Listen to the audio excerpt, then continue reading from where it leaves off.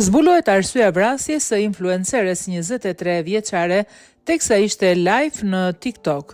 Një influencuesere meksikane mediave sociale u qullua për vdekje marrëzjarri gjatë një transmetimi të drejtë për drejtë në TikTok në një incident që tronditi vendin.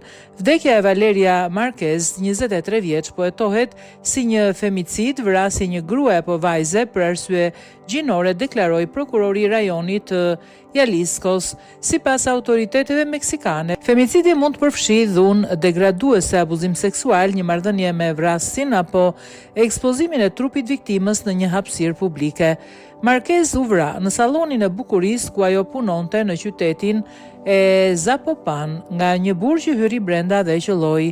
Zyra e prokurorit nuk përmendi një të dyshuar.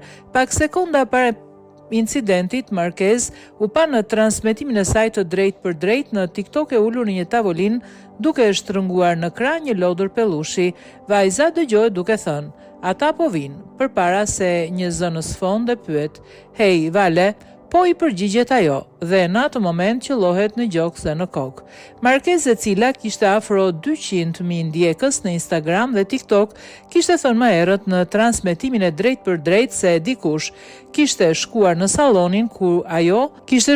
sallon kur ajo nuk ishte atje me një dhuratë të shtrenjtë për t'ia ofruar.